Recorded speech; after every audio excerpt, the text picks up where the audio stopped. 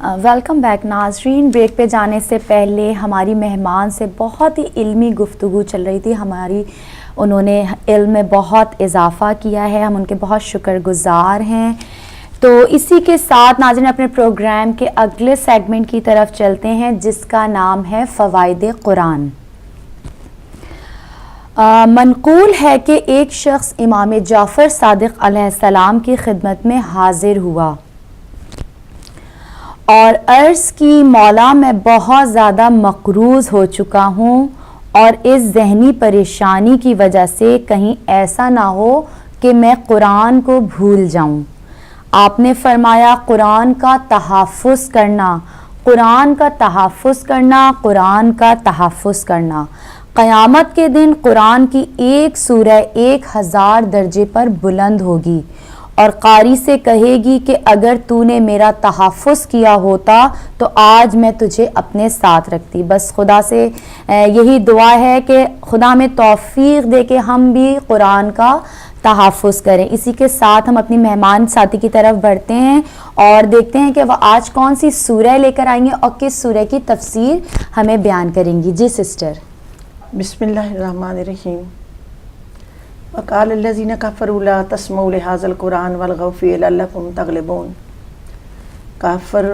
کافروں نے کہا کہ اس قرآن کو نہ سننا اور جب قرآن پاک پڑھا جائے تو تم شور مچانا تاکہ تم غالب آ جاؤ. اللہ اکبر. یہ سورہ السجدہ کی آیت نمبر 26 ہے, بے شک, جس میں ارشاد ہو رہا ہے کہ کافر قرآن سے اتنے ڈرے ہوئے ہیں کہ وہ کہتے ہیں کہ قرآن مجید جب پڑھا جائے تو اس کو سننا نہ, کیونکہ اگر تم قرآن پاک کو سنو گے تو یہ تم پر غالب آ جائے گا. خواہران گرامی, قرآن مجید میں خالق کائنات نے ایک ایسی چیز رکھی ہے کہ جب یہ پڑھا جاتا ہے تو یہ دلوں پر اثر کرتا ہے. بے شک. اور اس کے بے انتہا فوائد ہیں.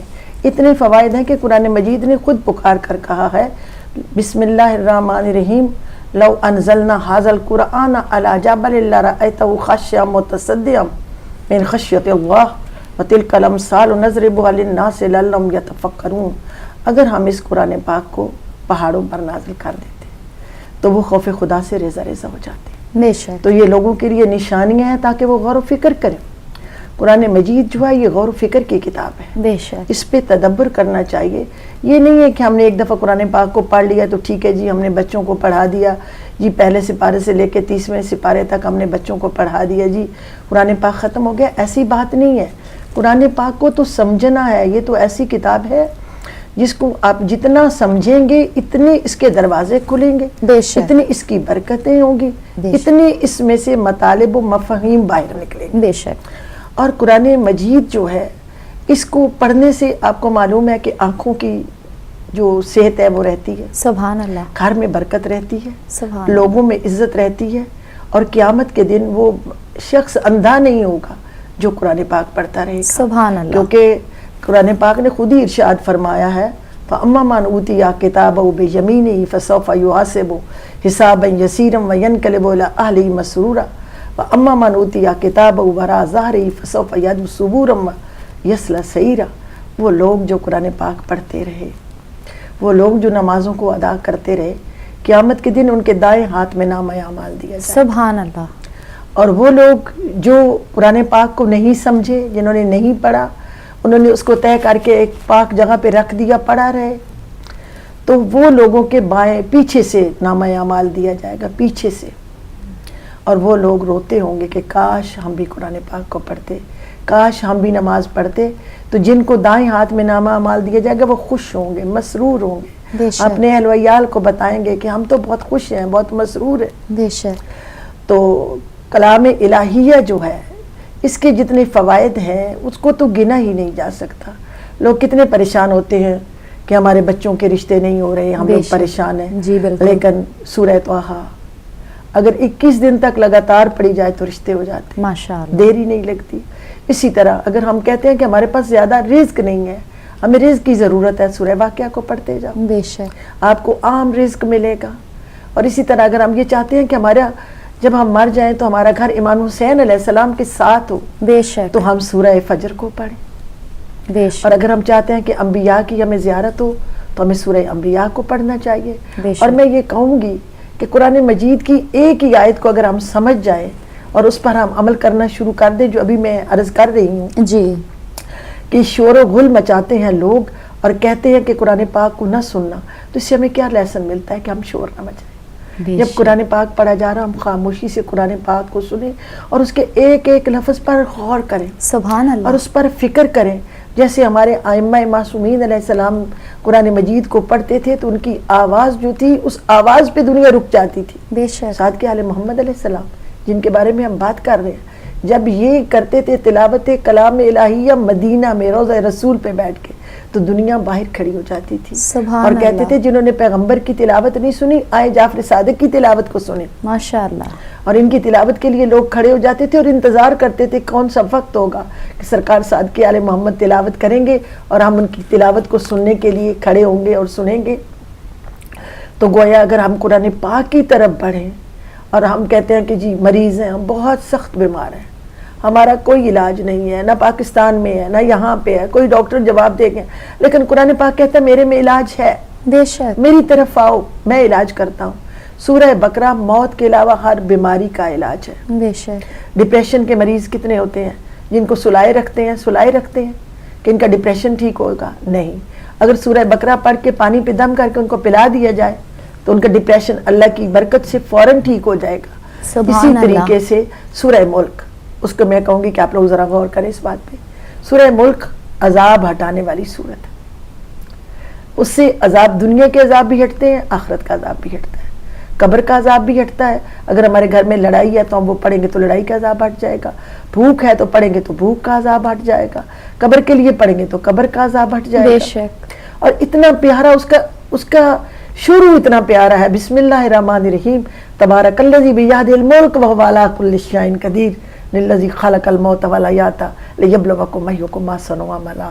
بزرگ و برتر ہے وہ ذات جس کے قبضے میں دونوں جہانوں کی بادشاہت ہے، تو اس نے موت و حیات کو خلق کیا ہے کہ وہ دیکھنا چاہتا ہے نیک کام کون کرتا ہے۔ بے شک۔ اگر ہم سورہ ملک کو یاد کر لیں اور اپنی آخرت کے لیے پڑھتے رہیں تو ہماری قبر روشن و منور ہو جائے گی۔ سبحان اللہ۔ اور ہمیں چاہیے کہ ہم میں سے جن لوگوں کے والدین نہیں ہیں اس دنیا میں، ساس سسر چلے گئے، ہم ان کے لیے پڑھیں، ان کی مغفرت کے لیے پڑھیں، ان کے قبروں کے عذاب کو ختم ہونے کے لیے پڑھیں تو ان کے لیے بھی بہت فائدہ ہوگا۔ بے شک۔ اور یاد رکھیے گا قرآن مجید کی کس کس بات کے بارے میں بندہ بات کرے۔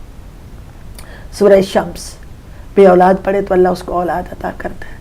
میاں بیوی اگر لڑ رہے ہوں، میں تو اکثر کہتی ہوں کہ میاں بیوی میں اگر لڑائی ہو تو ایک ہی آیت ہے قرآن مقدس میں، بسم اللہ الرحمن الرحیم، صلی اللہ یجعل بینکم وبین الذی عادیتم منہ مودۃ واللہ قدیر واللہ غفور الرحیم۔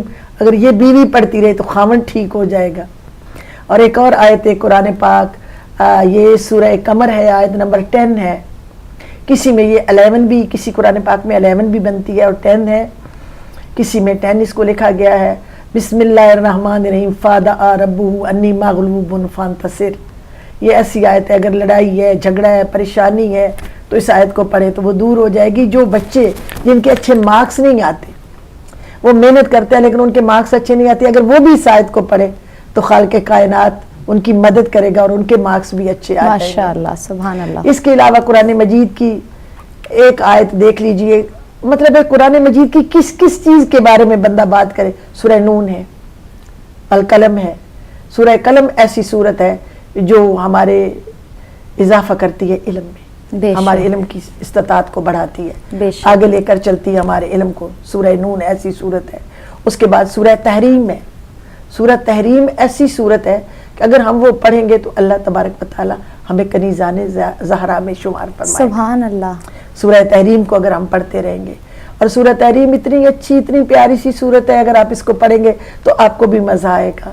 اسی طرح سورہ مومن ہے، اگر اس کو پڑھیں گے تو اس کا بھی مطلب ہے بہت ہی پیاری سورت ہے۔ اب کس کس کے بارے میں ہم بات کریں۔ بسم اللہ الرحمن الرحیم، قد افلح المؤمنون الذین هم فی صلاتهم خاشعون والذین هم باللغو معرضون والذین هم للزکاۃ فاعلون۔ اور اس کے آخر میں آتا ہے اولئک هم الوارثون یرثون الفردوس وهم فیہا خالدون۔ سبحان اللہ۔ جو لوگ اپنی نمازوں میں خضوع و خشوع رکھتے ہیں، جو امانتوں میں خیانت نہیں کرتے، جو اپنی عزتوں کی حفاظت کرتے ہیں، جو زکوٰۃ دیتے ہیں، جو فضول باتیں نہیں کرتے، جو اپنے لوگوں سے اچھے سلوک کرتے ہیں، اولئک هم الوارثون. تو یہ علوم آل محمد کے وارث ہے. یارثون الفردوس وهم فیہا خالدون. اور یہ جنت میں اس طرح جائیں گے. اس پہ میں چاہوں گی کہ ذرا آپ بھی غور کیجئے گا کہ وہ جنت میں اس طرح جائیں گے جیسے باپ کی جاگیر میں اولاد جاتی. سبحان اللہ. اولئک هم الوارثون یارثون الفردوس وهم فیہا خالدون. سبحان اللہ. وہ جنت میں اس طرح ہی جائیں گے. صادق آل محمد علیہ السلام اس کی تفسیر بیان فرماتے ہیں کہ وہ جنت میں اس طرح جائیں گے کہ جس طرح اپنے باپ کی جاگیر میں کوئی اولاد جاتی ماشاءاللہ. ہے وہ ہمارے وارث ہے. اولئک هم الوارثون. اس سے پیاری آیت کہاں آپ کو ملے گی؟ اور اگلی آیت کو دیکھیں گے تو ہم کہیں گے یہ اس سے پیاری آیت ہمیں کہاں ملے گی؟ ماشاءاللہ. جبکہ قرآن پاک نے خود اعلان کیا بسم اللہ الرحمن الرحیم ان کنتم فی ریب مما نزلنا علی عبدنا فاتوا بسورۃ من مثلہ. اگر تمہیں یہ شک ہے تو تم بھی کوئی ایسی صورت بنا لاؤ. بے شک. جس کی صورت بن کر ہی نہیں آئی وہ کتاب ہمارے پاس ہے. بے شک. آپ نے دیکھا ہے عام حالات میں ایک آپ واشنگ مشین خریدتے ہیں اس کے ساتھ بھی ایک کتاب آتی ہے. بے شک. اگر خراب ہو جائے تو یہ کر لینا، ٹوٹ جائے تو یہ کر لینا، اگر کچھ اس کو آپ کو سیٹ کرنا ہو تو اس کا کر لینا. تو آپ یہ سوچتے ہیں کہ اللہ تعالیٰ نے انسان اتنا بڑا جو بنا کے بھیجا ہے اس کے ساتھ کتاب کوئی نہیں بھیجی. اس کے ساتھ 30 سپاروں کی کتاب آئی ہے جس میں انسان کے لیے ہر چیز موجود ہے. خشک و تر، بحر و بر، اپنا غیر، سفر، حضر، ہر چیز. جب کوئی کہتے ہیں نا کہ یہ یوں ہو گیا تو میں کہتی ہوں قرآن پاک نے نہیں بتایا، اسی ہم ماننے کو تیار نہیں. بے شک. کیونکہ یا تو قرآن پاک بتاتا تو ہم مانتے، کیونکہ قرآن پاک میں کوئی ایسا علم نہیں ہے جو قرآن پاک میں موجود نہ ہو. بلکہ یہاں تک ایک آیت کا اضافہ کرنا چاہوں گی جی. وَلَقَدْ فَتَحْنَا أَبْوَابَ السَّمَاوَاتِ إِلَى الْأَرْضِ. جب اللہ تعالیٰ آسمان کے دروازے زمین والوں کے لیے کھول دے گا. اب یہ دیکھیں کھلے کہ نہ کھلے جب لوگ آسمان پر گئے. بے شک. قرآن مجید نے کوئی چیز ایسی نہیں ہے جو قرآن مجید کا احاطہ نہ کیا ہو. اگر ٹائم ہو تو میں تو آپ کو سورہ بقرہ سے لے کے سورہ ناس تک ہر سورت کے بارے میں بتاؤں کہ یہ سورت کب پڑھنی چاہیے اور کیسے پڑھنی چاہیے اور اس کے کتنے فوائد ہیں جی اور اس کی کتنی چیزیں ہیں. جی. اور سورہ حلقہ جو میری بی بی کے شان میں نازل ہوئی ماشاءاللہ، جس میں بسم اللہ الرحمن الرحیم وَيُتِمُونَ الطَّعَامَ عَلَىٰ حُبِّهِ مِسْكِينًا وَيَتِيمًا وَأَسِيرًا إِنَّمَا نُطْعِمُكُمْ لِوَجْهِ اللَّهِ لَا نُرِيدُ مِنكُمْ جَزَاءً وَلَا شُكُورًا. سیدہ کے ہاتھ کی پکی ہوئی روٹیوں کے سبحان اللہ. خالق کائنات نے 2 آیتیں نازل کر دی کہ وہ لوگ جو میرے نام پر خیرات کرتے ہیں اور وہ شکریہ بھی قبول نہیں کرتے، خدا ان کا شکر گزار. سبحان اللہ. ماشاءاللہ. بہت شکریہ سسٹر. خدا آپ کو جزائے خیر دے صحت تندرستی کے ساتھ. جی ناظرین، اسی کے ساتھ ہم اپنے تیسرے سیگمنٹ کی طرف بڑھتے ہیں جس کا نام ہے ہیلتھ اینڈ نیوٹریشن. ناظرین، ہماری قوم بھی بڑی زندہ دل قوم ہے. جب کھانے پہ آتی ہے تو ماشاءاللہ کھاتی ہی چلی جاتی ہے، اور خاص طور پر جب ہم کہیں جاتے ہیں تو بالکل احتیاط نہیں کرتے. کھائیں، بالکل کھائیں، لیکن اعتدال کے ساتھ، تاکہ آپ کو بعد میں نہ پرابلم کوئی ہو سکے کھانے پینے سے. جبکہ معصومین بھی ارشاد فرما رہے ہیں کہ اتنا کھاؤ کہ ابھی تھوڑی سی جو ہے تمہاری بھوک باقی رہ جائے. اور 1400 سال پرانا یہ قول مولا کا، اور آج کی سائنس بھی یہی کہہ رہی ہے کہ اتنا کھاؤ کہ تھوڑی سی بھوک باقی رہ جائے.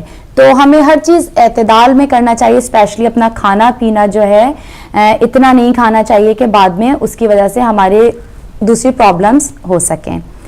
اسی کے ساتھ میں اپنی سسٹر نگہت کے پاس چلوں گی اور دیکھتے ہیں کہ آج ہمارے لیے وہ کون سی ریسیپی لے کر آئی ہیں. جی سسٹر نگہت.